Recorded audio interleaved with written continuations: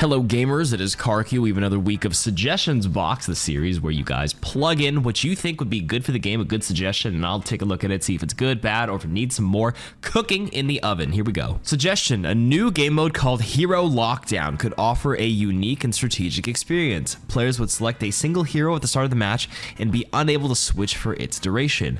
This would require careful hero selection and adaptation to team compositions and enemy strategies. While hard counters could be a challenge, strategies like balanced hero pools or temporary power-ups could mitigate their impact. As an arcade mode, Hero Lockdown would be ideal for casual play without the competitive penalties, allowing players to experiment and showcase their individual hero mastery. I kind of like that idea where you're kind of forced to play into bad matchups to kind of learn them, or else, because obviously a lot of people use the counter swapping thing as like a crutch when things aren't going their way. There is a time where swapping is the correct play in most cases, but that being said, the whole point of the mode is to learn what doesn't work in bad matchups and what can maybe work in certain conditions, and you can only find that if you brute force it. So this is one way to do it. Adding it in arcade as a for fun mode, why not? I'm down for that. The only problem with putting it in arcade is that arcade suffers from the whole like tanks having the lower base non-roll Q HP, the base HP problem. Again, I mentioned this a million times where like 150 HP loss for tanks on like Doom or Queen or Zarya from 525 to 375 is way more impactful than like a Roadhog losing 150 HP because he's got more. Change arcade to HP percentage first. I'm telling you, please, Blizzard, listen to me, and then we can talk about more arcade stuff. Thank you very much. But I like this though. Why not? Symmetra Rework suggestion: make it so that her primary fire can lock onto a target like in Overwatch 1 if she's able to continuously hit them with her beam for 2.5 seconds. You may need to adjust her damage a bit, but it'll make her more satisfying to play. Would it? I feel like you're rewarded with good tracking. This just kind of dumbs down the hero a little bit more, where like after 2.5 seconds you're rewarded with a free lock on at the cost of lower DPS because you have to adjust it. That would actually be kind of a nerf to high level players and a buff for, I guess, lower level players. It lowers the ceiling a lot and increases the floor because it's so much more forgiving for metal rank players. But Symmetra is a constant overperformer in metal ranks because nobody shoots the damn turrets. So I don't know if this is a very good change at all. I'm going to say no to this. If you have good tracking, you should be rewarded with the higher DPS. Not like if you have fantastic tracking and high elo, then the beam locks on, but the DPS is lower than what it would have been if you just tracked yourself. Nah, not buying it. Suggestion: as a life weaver, make me able to cancel my grip mid-pull. It can enable good plays because I need to save a player from something like a Diva Bomb, but keep them in the same general area, or if I need to relocate a player precisely, or if I pulled the wrong person. I don't know about this because this ends up being basically a single target Suzu because it's a forced invulnerability if you just activate it, deactivate it. I think having the agency to do that actually ends up being way too strong of an ability. Right now, there's a cost. If you grip somebody in a bad spot, obviously you save them, but they lose that space. Like if there's a Diva Bomb on my tank and he's gonna die and I grip him out, yes, I save him, but now he's no longer controlling that map area in front because I pulled him back to a more defensive position. But if I'm able to cross map, invulnerable them and cancel my grip to kind of dodge the Diva Bomb for my tank on his behalf, but he continues to hold that space, that would make Life Weaver really good and incredibly frustrating to play against. People were complaining all the time about playing against Kiriko Suzu and Bap Lamp for the longest time, so I don't think this is the way to do it. I think the idea to cancel and like having the agency to do that is good for abilities like Reaper's Wraith or like Genji's Deflect and stuff, but for a strong defensive cooldown that's already pretty loaded, all in all, nah, I don't think so. Next suggestion: so you know how you can change your skin at the start of the round? Let us change our golden gun or jade guns and our weapon charms at that screen too. I think just having a drop down of like 4 pin charms could be the case, or else like I think Overwatch will have a memory problem trying to preload too many things. I think again, this is how Fortnite does their cosmetics, where you kind of just preset a bunch of favorites and not too many, so it doesn't overwhelm like all the platforms, especially Nintendo Switch. I'm looking at you, but like I'm down, especially when we get more choices beyond golden and jade guns in the future. If we ever get Ruby or Sapphire or whatever weapon variant at the end, maybe a mythic version, right? Because we have like the mythic Ana skin or the mythic Rhine hammer flippy flip. Yeah, sure. Okay, another Lifeweaver suggestion. Dude, I feel like for Suggestions Box is always about Lifeweaver. There's always a few of them littered in here. Anyways, hitting Thorns as Lifeweaver should charge his next Blossom, kind of like Sojourn Rail, in addition to that new passive charge. So weaving is actually rewarded. It gives him more offensive utility and proactive playstyle while still having the same kit. Then maybe nerf the passive charge rate to compensate. Maybe a slight reward for it. I don't particularly see the harm in it. We're at that point where there's so many micro buffs added into Weaver that he may slowly start creeping into like a meta pick pretty soon, because he's already not bad. He's already like honestly a little underrated. But like the moment you give him that proactivity, he becomes a monster, because his whole shtick and the reason why he's never really been meta is because he's not proactive by nature, which kind of doesn't lend itself to very good solo queue ranked win conversions. But the moment you add this strong proactiveness that seems really good, where you can also deal damage but also have incredible high healing output, and you have pedal, and you're hard to kill, and you got tree now, and you got grip, these micro buffs might be putting him over the edge. Maybe not, but we're creeping in there. I would be cautiously optimistic if they did that. I'm on the realm of just saying, why not try it? It doesn't really break the identity of the character, I think.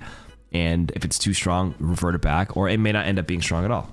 We'll find out, but sure. Suggestion. I've noticed that there are a number of abilities that can be canceled, but don't seem to have the little cancel icon on the screen to tell you that. It isn't because I've turned them off, either they just don't exist. For example, Doom has them for Power Block and Rocket Punch, but not Seismic Slam. Orisa has it for Javelin Spin, but not Fortify. They should really have it all. Yeah, I don't think they have the icon in the center, but they just end up having like the ability icon itself on the bottom right, having like a different highlight, I think, where like it shows you can cancel it, but it's not that intuitive for the average or new player. Obviously, if you play the hero a lot, you should know, but for the sake of like ease and accessibility for new players, I think they should add it in.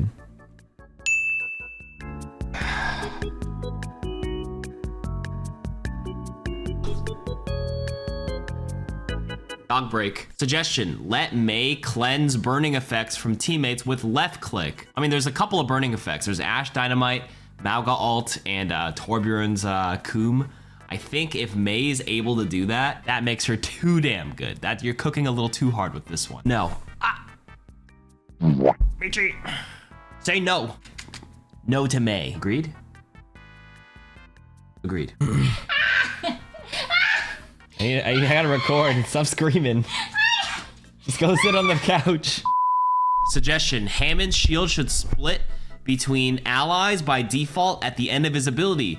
While other tanks buff their teams passively, Wrecking Ball has to sacrifice his self-survival. This would lower his skill floor to most players. That would make it terrible to play ball where you just lose your...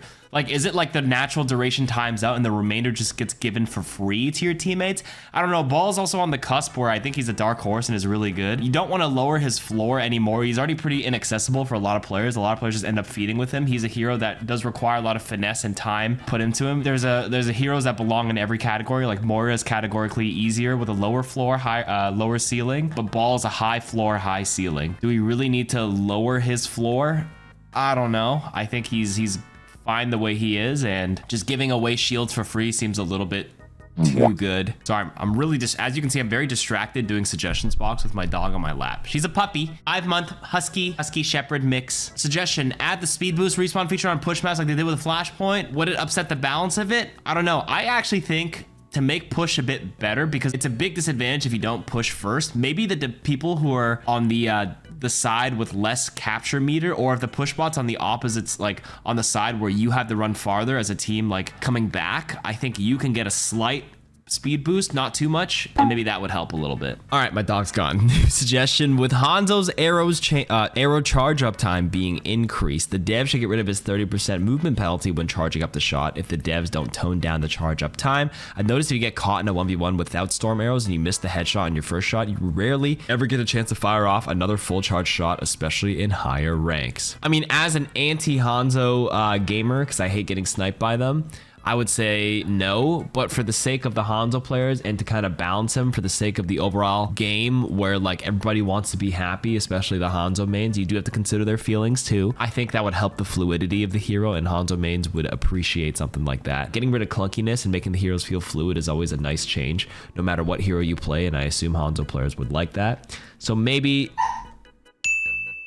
So for the Hanzo players, I'll say yes. I'll advocate for you one time. Suggestion: profile visibility should be set to teammates so teammates can see your profile, but enemies can't spy on you to counter whoever you main. Well, it turns out that your teammates being able to see your profile was a cause for a lot of toxicity and people flaming your hero playtime and choices and your win rates, blah, blah, blah, blah, which is why they added it in the first place. Just go back to my original suggestion where you just pin 3 heroes that you would prefer to play. Let my teammates know these are the heroes that I choose to play. Maybe you only want to pin 1 because you're a one trick, or you can pin 3 or maybe up to 5 and be like, hey, I can play any of these 5, even if you're out of voice comms. So a little ding, ding, ding, ding, ding. And only your teammates can see that. Win, win, win, win for everybody, right? There you go. But for this suggestion specifically, no. Suggestion: add voice channel indicators to the scoreboard. It currently takes multiple steps to identify which heroes are in voice chat. Open the social tab, disengaging from the game, memorizing names, close social, bring up scoreboard, cross-reference names with the hero played. Adding this to the scoreboard would make checking this quick and easy. Please suggest this to the devs if you have access. Yeah, I agree. I hate how you have to open like the extra tab to see who's in voice chat and who's not. A nice quality of change would just be opening the scoreboard and just seeing 3 people in chat or like a little voice icon. And additionally, being able to slide their volumes on the scoreboard would be really nice, Blizzard. You guys should add this. Yes to this suggestion. I like. All right, final suggestion. The tutorial needs to be revamped to factor in new things that it doesn't tell players, like the DPS passive UI or the fact that you can crouch. On top of that, the F1 screen needs more information and touch-ups. For example, the Sim 1 doesn't tell you that she has shield vampirism or that turrets grant walls. You mean like vision, walls for wall hacks on players they damage. Correct. The tutorial is very, very outdated. It's a bit of a meme where people do like a tutorial speed run on like the speedrunning sites. But yeah, the first time user experience and a look at the modern day mechanics is needed and necessary. And the practice range needs an overhaul as well. Look into that. I have no qualms with this suggestion. A big checkbox for you, my friend. Okay, that's it for this week. Thanks for listening to me yap. Add some more suggestions in the comments. You know the drill. See you guys next week. Peace. Oi. Oi. Lay down here. You can used to lay down here.